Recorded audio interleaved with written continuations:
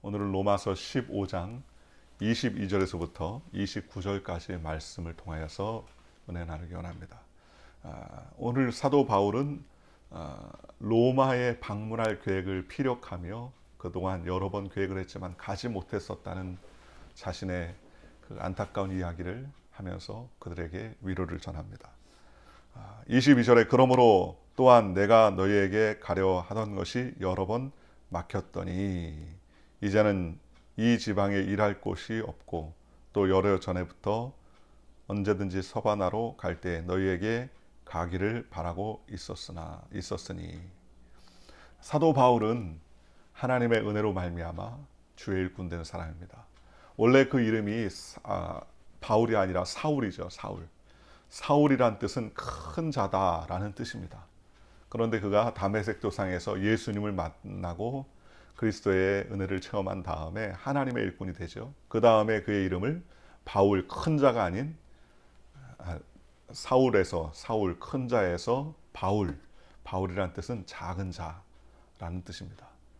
큰 자에서 작은 자로 바뀌었습니다. 하나님 말씀을 받기 전에는 세상의 큰 자가 되기 위해서 애를 썼지만 하나님 말씀을 붙잡고 변화된 그리스도인으로서의 삶을 살면서 이제는 세상을 향해서는 작은 자요 하나님께 대하여는 쓰임받는 자로 그렇게 세움받은 일꾼이었습니다.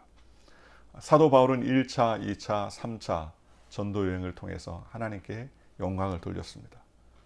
그는 여러 번 로마에 방문하려고 그렇게 했었는데 길이 막혔다라고 말합니다. 사도 바울은 그의 삶에 있어서 여러 번 로마에 가려고 애를 썼습니다. 왜냐하면 하나님께서 이방의 사도로 그를 부르셨기 때문이었습니다. 그래서 그는 사도로서 복음을 들고서 이방인에게 복음을 증거하기 위해서 로마가 어떤 곳입니까? 로마가 수도 아닙니까? 모든 길은 로마로 통한다고 인정할 정도로 로마에 가서 복음을 전하는 것을 소원했었던 그러한 사람이었습니다.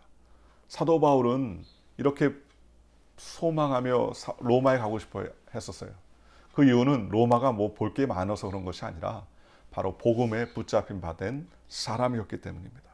그래서 복음을 통해서 믿지 않는 자들에게 구원을 베풀어야겠다는 그러한 결단과 각오를 가지고서 로마에 가서 하나님의 복음을 증거하기 위해서 애를 썼었습니다. 그런데 이와 같은 계획과 또 여러 가지 준비를 했었지만 그것이 뜻대로 되지 않습니다. 바울은 3차 전도 여행에 해당하는 이 마게도니아, 아가이를 거쳐 예루살렘에 들어가는 내용이 바로 오늘 이 3차 전도 여행 도중인데 사도 바울의 여정은요, 어디가 여정입니까? 로마입니까? 아니면은 서바나는 스페인적인데 스페인입니까? 아닙니다. 사도 바울의 선교는요, 이 세상의 목적지는 이 세상이 아니라 이 세상에 없는 하나님의 나라가 목적지가 되는 거예요. 하나님의 목적지, 하나님의 나라를 위해서 복음을 전하는 일을 그는 최우선의 삶으로 가지고 최선을 다해서 살아갔다고 성경은 말씀해 주셨습니다. 그래서 사도 바울은 로마에 가고 싶다는 내용을 계속적으로 피력합니다. 사도행전 19장에 보면 사도 바울은 로마에 가고 싶다고 그랬고 23장 하면 성령께서 로마에 가게 될 것이라고 그렇게 말합니다.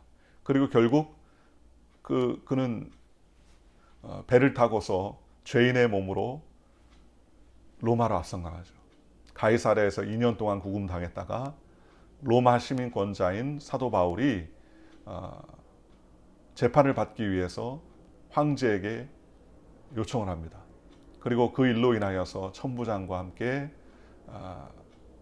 알렉산드리아호 배를 타고 이탈리아로 건너가는 그러한 여정을 갖게 되죠. 우리가 잘 아는 것처럼 그 여정 가운데 지중해에서 불어닥친 유라굴로를 만나서 큰 어려움을 겪었다가 사도 바울이 모든 사람들이 다 죽을 거라고 두려워하고 떠는데 사도 바울 혼자만이 그가 담대히 하나님께서 나에게 말씀해 주셨다.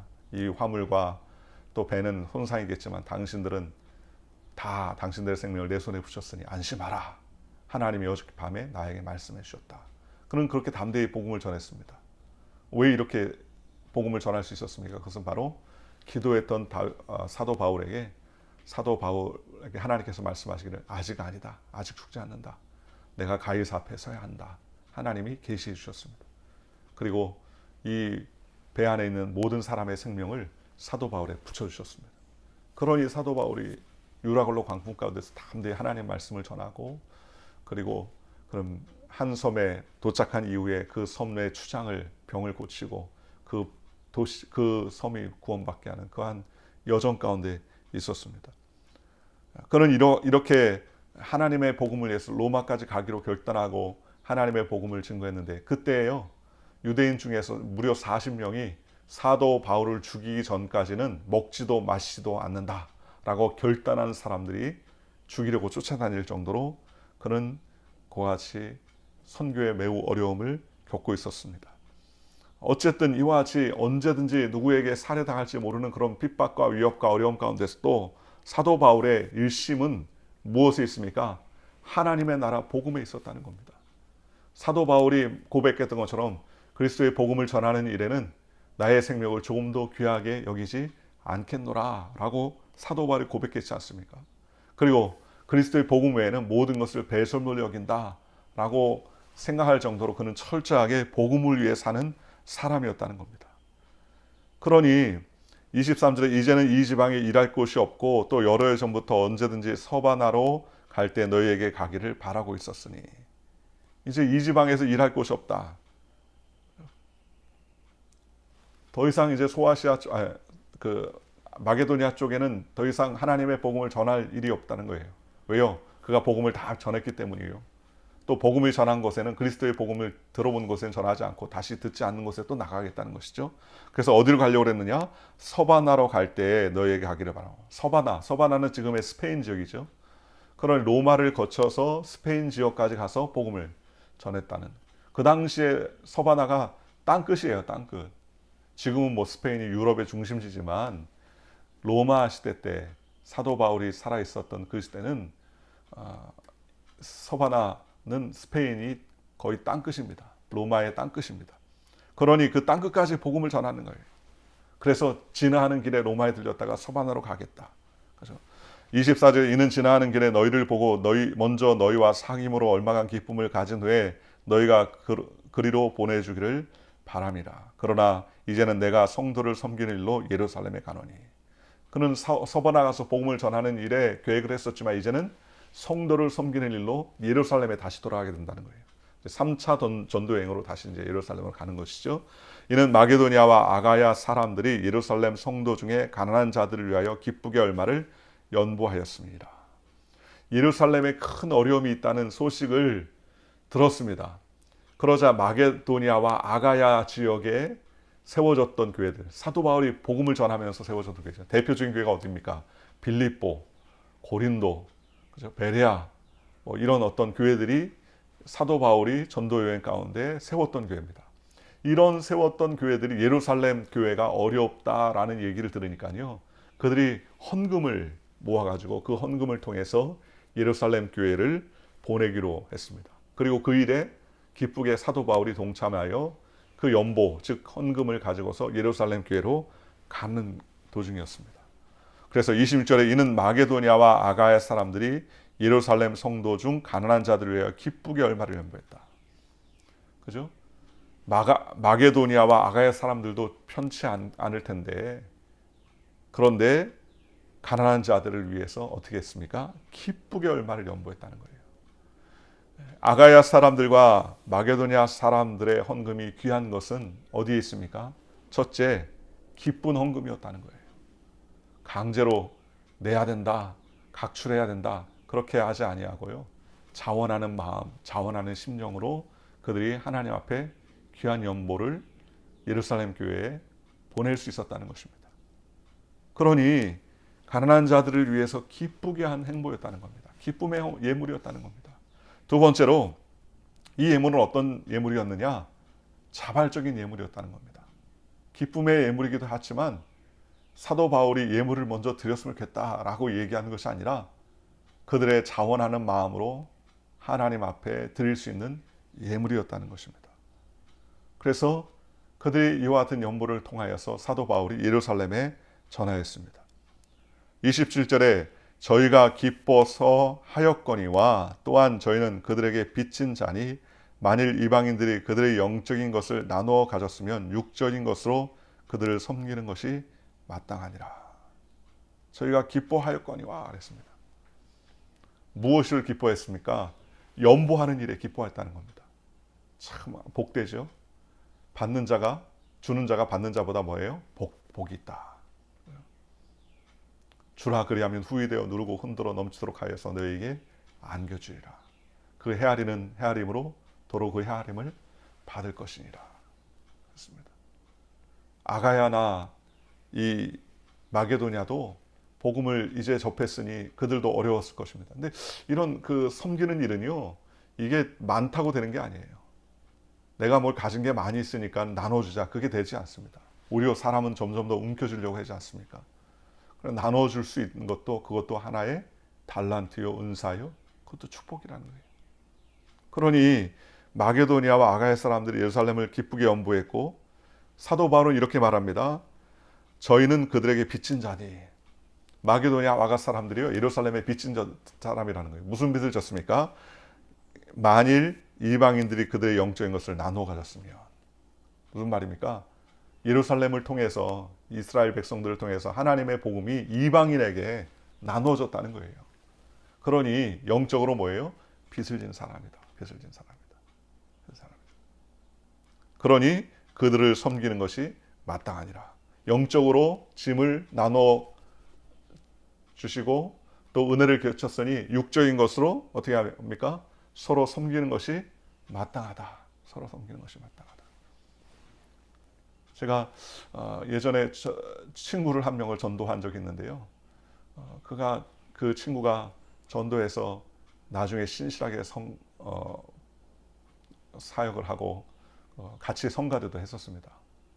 군대에 있을 때 전도했던 친구인데 그 친구가 해마다 어느 때가 되면 저한테 밥을 사주고 그렇게 하는 거예요.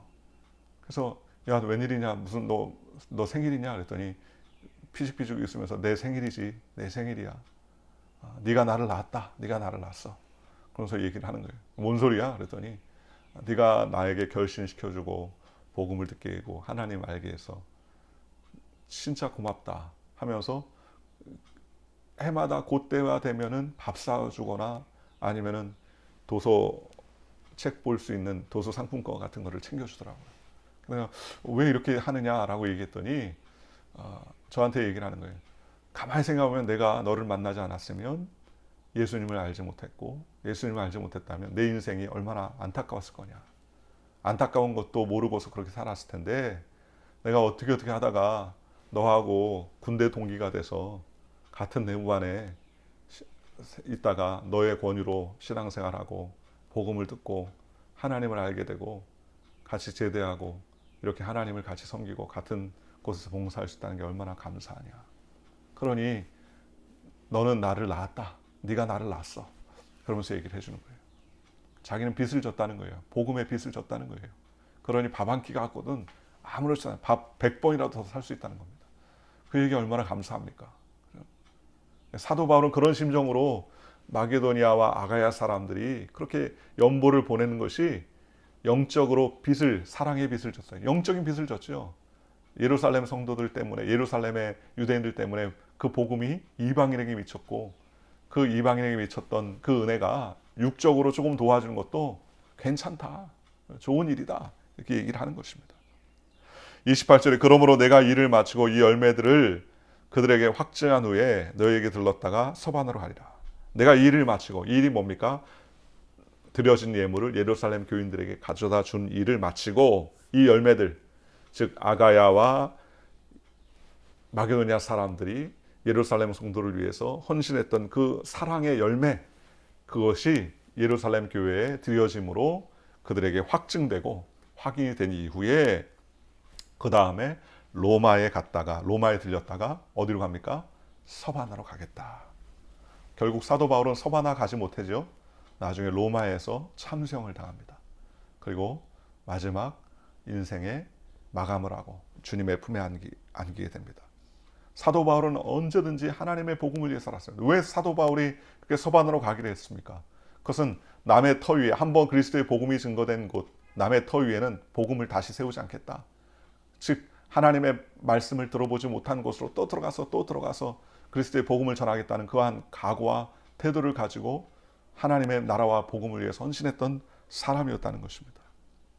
그러니 그는 이와 같은 믿음을 가지고서 하나님의 나라를 위해 헌신했던 하나님의 일꾼이었다는 겁니다. 오늘 저와 여러분도 마찬가지입니다. 복음을 위해서 사시기를 주님의 이름으로 축원합니다. 그렇잖아요. 우리가 이 세상에 복음 전하는 것 외에 소망이 없는 사람이 되어야 됩니다.